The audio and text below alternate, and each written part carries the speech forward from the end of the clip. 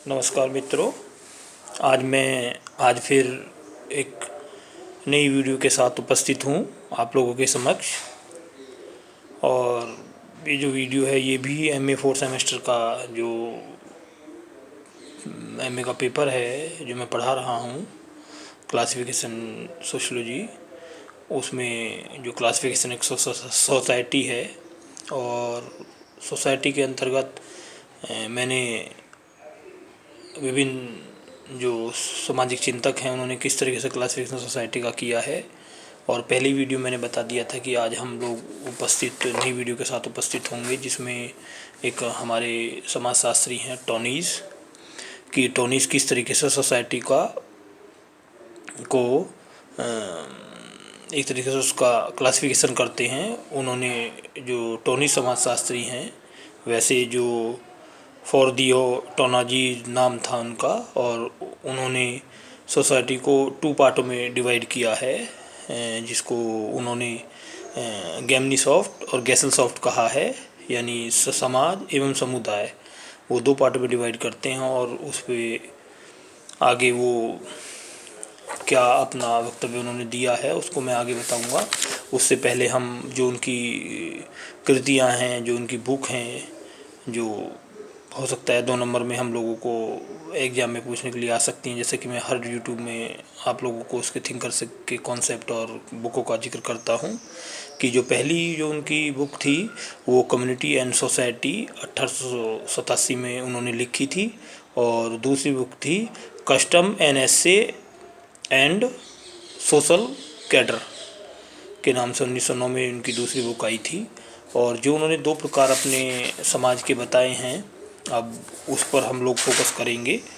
जो पहला उन्होंने जो कहा है उसको विस्तार से मैं आगे बताऊंगा। उसकी शुरुआत हम लोग करते हैं कि किस तरीके टोनीज ने, वैसे तो यदि हम टोनीज की बात करते हैं क्लासिफिकेशन ऑफ सोसाइटी से पहले, तो एक ये फर्नांडियो टोनीज जो थे जर्मन समाजशास्त्री थे, और जर्मन समाजशास्त्रीय जो परिषद थी सोशोलॉजिकल, ये उसके संस्थापक रहे।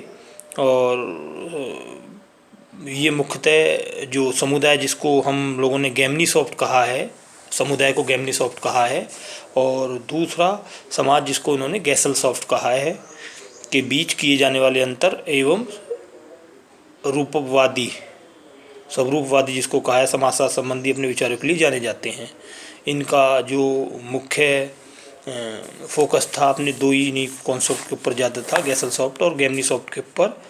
और उनका समुदाय और समाज संबंधी जो उनका एक तरीके का भेद है वो विभिन्न प्रकार के संबंधों पर आधारित थे, जो लघु स्तरीय और बृहत स्तरीय समाजों की एक अनुमानिक विशेषता है। वो वहाँ पर समाजों का एक लघु समाज के रूप में, एक बृहत समाज के रूप में जो उन्होंने कॉन्सेप्ट दिया है। और उनके अनुसार ऐसे समाज, अब देखिए मैं उसको डिफ़ाइन करने की कोशिश कर रहा हूँ, आप लोग समझने की कोशिश करें कि ऐसे समाज जो साझा संस्कृति और जीवन शैली, यानी साझा संस्कृति और जीवन शैली पर आधारित होते हैं तथा मुख्यतः पारंपरिक बंधनों द्वारा बंधे होते हैं, यानी मुख्यतः पारंपरिक बंधनों द्वारा भी बंधे होते हैं। उन्हें हम क्या कहते हैं? उन्हें समुदाय गेमनीसॉफ्ट कहा गया है। ये शॉर्ट टिप्पणी में भी आ सकता है लिखने के लिए, लॉन्ग में भी आ सकता है कि टोनीज द्वारा समाज का क्लासिफिकेशन से आप क्या समझते हैं, इसको समझाइए। और यानी वो कह रहा है, मैं दोबारा फिर उसको रिपीट करने की कोशिश करूँगा, कि ऐसे समाज जो साझा संस्कृति और जीवन शैली पर आधारित होते हैं तथा मुख्यतः पारंपरिक जो संबंध होते हैं उन पर बंधे होते हैं, उन्होंने समुदाय गैसलसॉफ्ट कहा है। और गेमनीसॉफ्ट में जनसंख्या में अधिकांश गतिहीनता के साथ साथ परिस्थिति जन्मजात होती है। जो गेमनीसॉफ्ट होता है, जो समुदाय होता है, उसके अंदर जो परिस्थिति होती है, जो स्टेटस होता है, क्योंकि प्रत्येक व्यक्ति का सोसाइटी के अंदर एक स्टेटस होता है, उसी स्टेटस के अकॉर्डिंग उस व्यक्ति को कुछ कर्तव्य दिए होते हैं, और पूरे जीवन वो अपनी सोसाइटी के अंदर उन कर्तव्यों को निभाता रहता है। और यहाँ पर जो उन्होंने कहा है कि वो परिस्थिति जन्मजात होती है, और ऐसे समाजों में आस्थाओं और भावनाओं, वो कहता है जो ऐसे जो गेमनी सब प्रकार के समाज पाए जाते हैं, इनमें आस्थाएं और भावनाएं और सहयोगी संबंधों के विकास में परिवार और धार्मिक समूह, वो कहता है कि जो परिवार और धार्मिक समूह हैं और धार्मिक समूह में चर्च की भूमिका, क्योंकि उसने वो जर्मन समाजशास्त्री थे और उसी के ऊपर वो चर्च की बात करते हैं। चर्च की भूमिका अत्यंत महत्वपूर्ण होती है और ऐसे संबंधों के दर्शन गांव और छोटे छोटे समुदाय में किए जा सकते हैं। वो जो गैमनी सॉफ्ट की जो बात करता है वो कहता है कि इनका यदि हम एग्जाम्पल लेने की कोशिश करेंगे तो छोटे छोटे गाँवों को यदि हम देखेंगे तो ये गैमनी सॉफ्ट के रूप में ही पाए जाते हैं।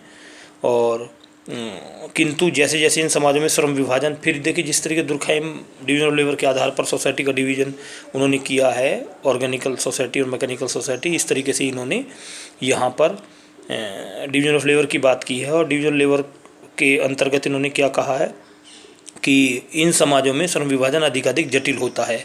जो गैमनी सॉफ्ट प्रकार के समाज पाए जाते हैं इनमें डिवीजन ऑफ लेबर जो है वो जटिल प्रकार का पाया जाता है और ये संबंध अनुबंधात्मक होते हैं, कॉन्टेक्चुअल होते हैं और अवैयक्तिक संबंधों में बदलते जाते हैं और इन्हीं के आधार पर गैसल सॉफ्ट सामाजिक संबंधों को प्रदर्शित करने वाले विशाल संगठनों, समितियों, नगरों का विकास होता है। वो गैसल सॉफ्ट में कैसे, गैमनी सॉफ्ट से गैसल सॉफ्ट में कैसे बदलते हैं, वो उन्हीं की बात कर रहा है कि सामाजिक संबंधों को प्रदर्शित करने वाले विशाल संगठन जो समितियाँ हैं, जिसको हमने गैमनी सॉफ्ट बोला है, वो उधर गैसल सॉफ्ट की तरफ वो बदलते हैं।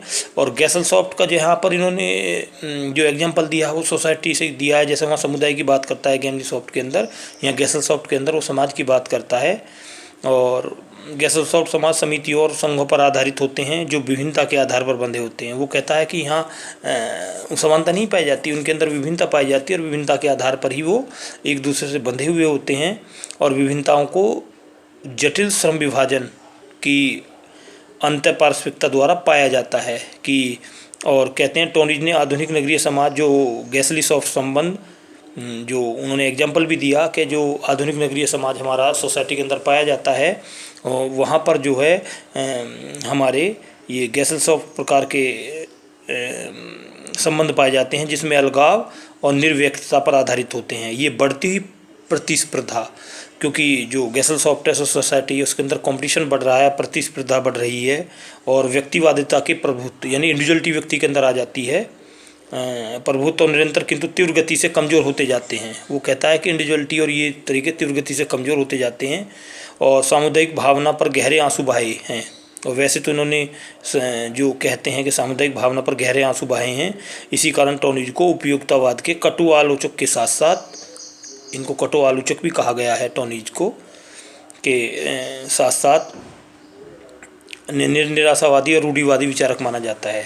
यानी वो अलग तरीके का उन्होंने अपना कॉन्सेप्ट, अलग तरीके की सोच उनकी रही उस समय पर, इसलिए इनकी आलोचना भी हुई और रूढ़िवादी भी कहा गया। और टोनिज का गैमनी सॉफ्ट और गैसल सॉफ्ट और भेद जो बिल्कुल कंपैरिजन हम यदि हम करना चाहेंगे, क्योंकि थिंकर को, क्योंकि क्लासिकल सोसाइटी का विभिन्न थिंकरों ने अपने अपना सोसाइटी का क्लासिफिकेशन बताया है, तो यहाँ पर हम इनकी तुलना दुर्खाइम से कर सकते हैं। जैसे दुर्खाइम मैकेनिकल सोसाइटी को जो पुरातन समाज है उसकी बात करता है, ऐसे यहाँ पर ये समुदाय को पुरातन समाज की बात करते हैं। परंतु जहाँ हम समाज की बात करते हैं वहाँ ये दुर्खाइम ने ऑर्गेनिकल सोसाइटी की बात की है, ऑर्गेनिकल सोसाइटी की वो बात करता है। दोनों के अंदर यहाँ पर एक समानता के रूप में हम देख सकते हैं।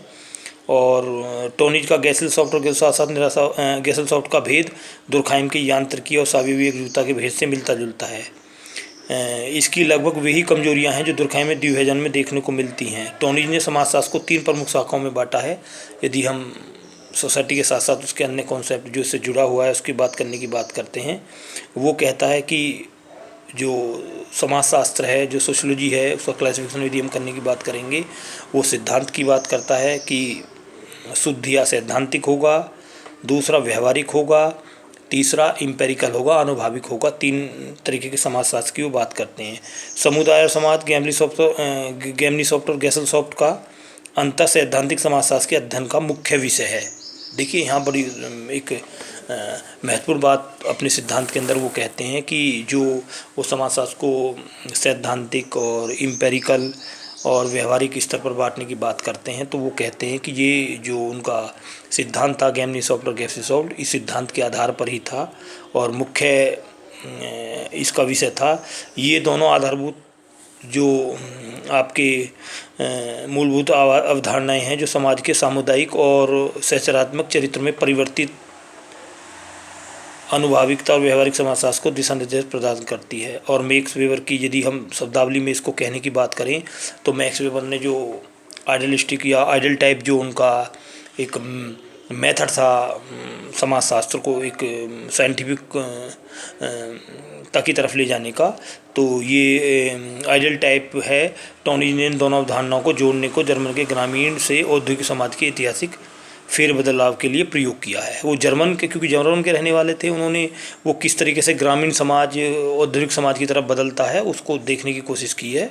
और यही मेन इनका कॉन्सेप्ट है। और फिर जो हम फिर अगली यूट्यूब के साथ अगले जो हमारे थिंकर हैं वो हेनरी मैन है, हेनरी मैन के साथ उपस्थित होंगे। और ठीक है, धन्यवाद।